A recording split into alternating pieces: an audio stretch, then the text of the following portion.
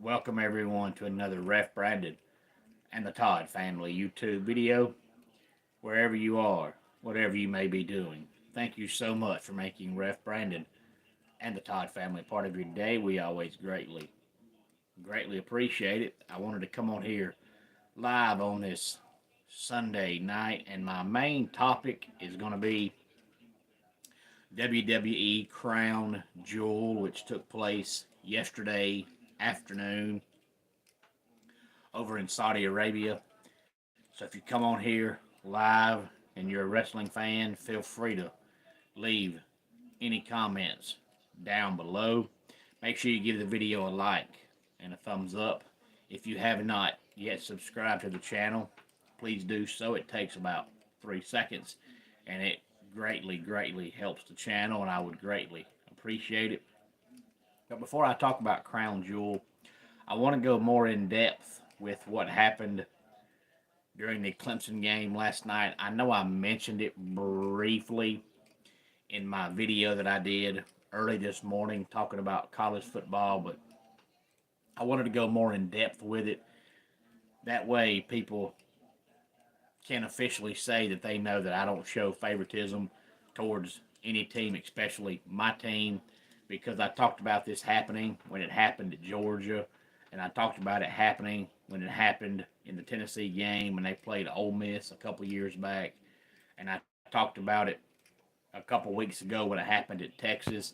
So now that it happened with Clemson, I want to talk about it again so that even the Clemson fans know if they watch this channel that I still don't like it. Luckily, it wasn't near as bad as any of the other games I just mentioned. The whole thing with Clemson fans last night probably lasted 15 seconds. So that tells you how short it was. Hey, Marcus, glad to have you here. I'm great, man. I always say that every day is a good day. To have a good day, there's no such thing as a bad day. There are bad moments in every day because we're all human. We all make mistakes. Things happen, don't go our way, but we let bad moments make bad days. It's always a good day to have a good day, and any day that you're not in the hospital is a good day. That's just my personal feeling on that. So I am doing fantastic, Marcus, but I'm always glad when you ask. But anytime you ask me how I'm doing, if I can talk, I'm doing good.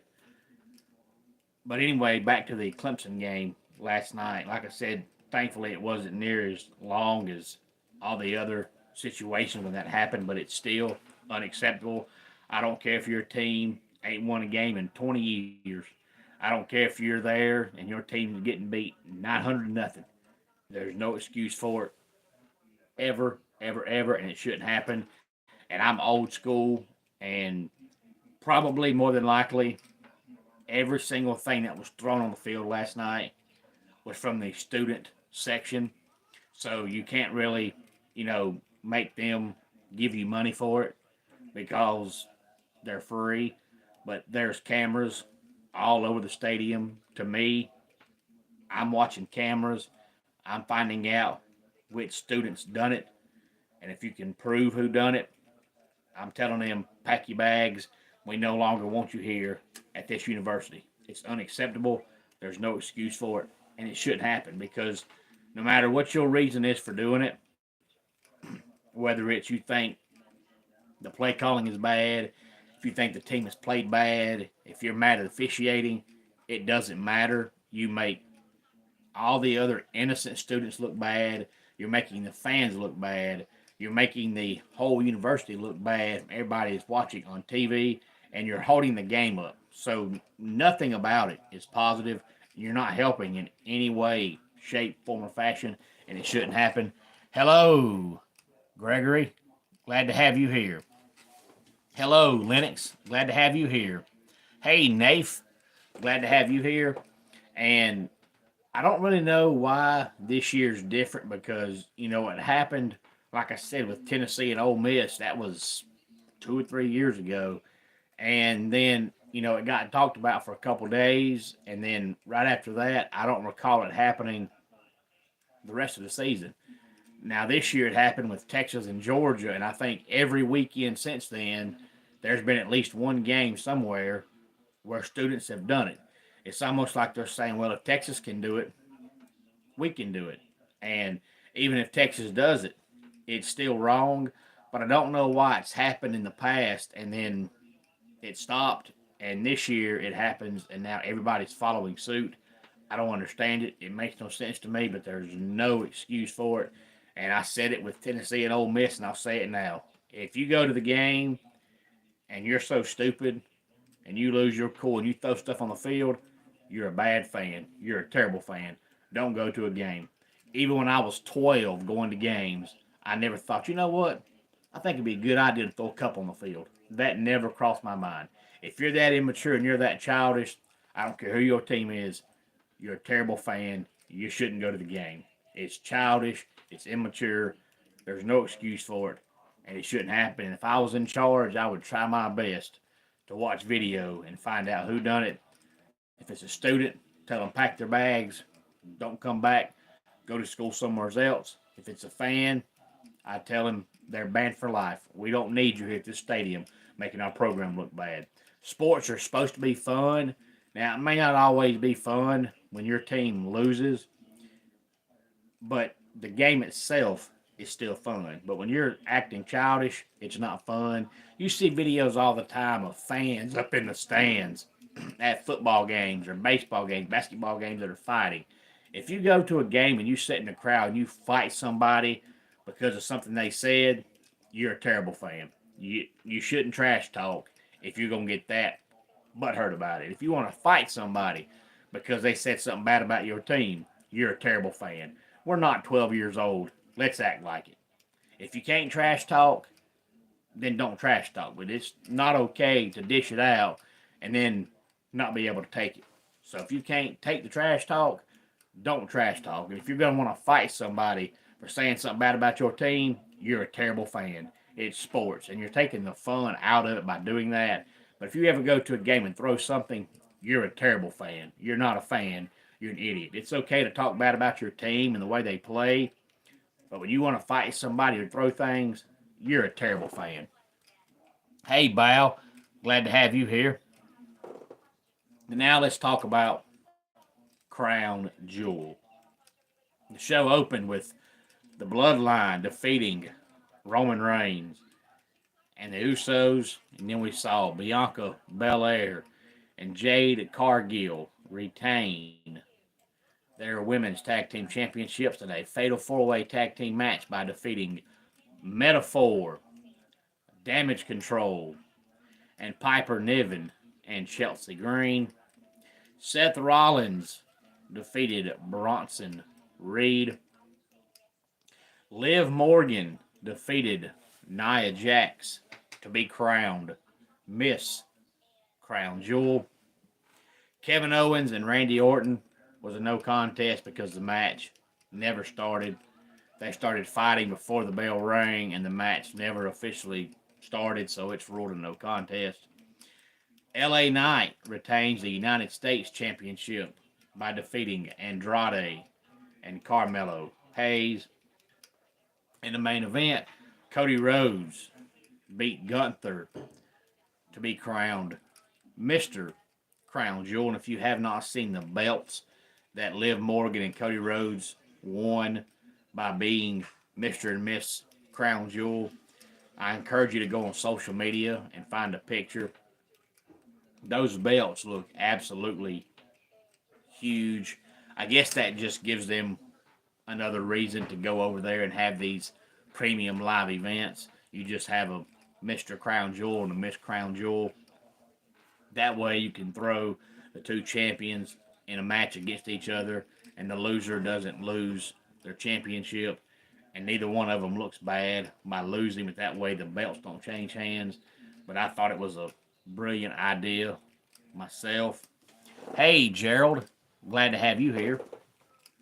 Appreciate you tuning in on this Sunday evening. But top to bottom, I thought it was a good show, like all premium live events that they have now.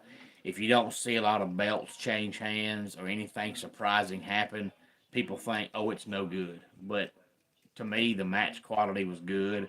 Of course, as always, some matches better than others, but none of the matches were just awful. So as long as you don't have any terrible matches, to me, you don't need surprises. You don't need a lot of belts to change hands to have a good show. And in case you have not heard, I think it was Thursday, maybe Friday, when WWE released Baron Corbin, Indy Hartwell, and the other one was Tegan Knox. Now, if you're not going to use them, you might as well release them. The whole Tegan Knox thing is because she's had, I believe, 3 torn ACLs. So when somebody's hurt that much, you really can't use them because every time they come back, you get an idea for them, they're hurt again. So in Tegan Knox's case, really nothing she did wrong. She just can't stay healthy. Indy Hartwell's confusing because, she was used a lot at NXT, and then they called her up to the main roster, and it was like they just never tried with her. To me, if you're not going to try with her, keep her NXT. Why bring her off NXT and put her on the main roster to just sit backstage? It was almost like they had no idea what to do with her. They always call up these folks from NXT and then try to redo their characters and give them a change, even though what they're doing is working. Otherwise, they wouldn't get called up. And then it's like they change it, and then they don't know how to change it, so you get lost in the shuffle. That's what happened to Indy Hartwell. Ryder, you liked it. Appreciate that. If you have not subscribed, please do so.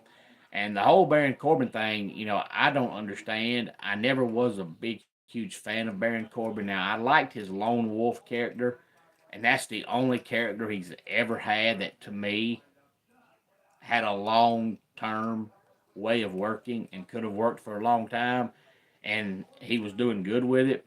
He was getting good reaction with it, and for whatever reason, they changed it. And ever since they got rid of his lone wolf character, they've tried multiple things with him, and none of them worked. But I've never heard anybody say anything bad about Baron Corbin. He seems like he's, fine and easy to get along with. He's a company man, a businessman. And then they had him last year, maybe earlier this year, I can't remember now, tag teaming with Braun Breaker on NXT. And they were a great tag team. And then they stopped that. And a couple of years ago, they had him with JBL.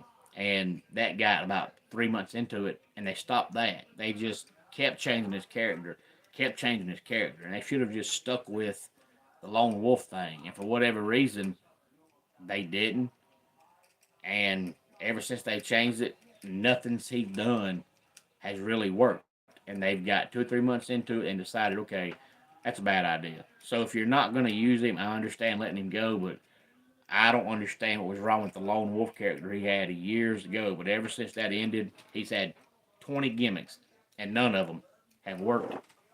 And hello, I would say your name, but I do not understand the Russian language. So I don't know what your name is, but nevertheless, your name does not matter.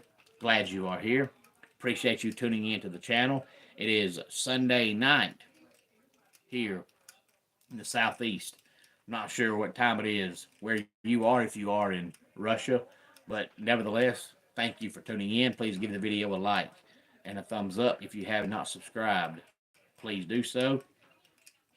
And share the video on all social media platforms. If you are a wrestling fan and you've seen Crown Jewel, I would love to know your comments. If you have not watched it yet, you can always watch it and then come back afterward and still leave your comments in the comment section below this video or any other video. You can always leave comments, not just during live videos. But let's go ahead and get our dad joke of the day in here. A man fell into an upholstery machine. He is now fully recovered. And that does it for today's Ref Brandon and the Todd Family YouTube video. Until next time, it's Ref Brandon saying, just like in pro wrestling, life can be over by the count of 3. Tell your friends and family how much you love them. Bye. Hello, Daniel.